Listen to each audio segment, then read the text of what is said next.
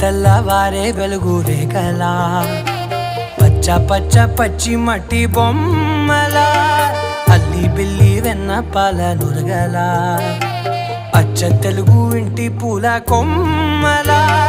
దేవదేవుడే పంపగా ఇలా దేవతే మా ఇంట అడుగే పెట్టెనంట బ్రహ్మ కళ్ళలో కాంతులే మా అమ్మలా మా కోసం మళ్ళీ లాలి పాడేనంట.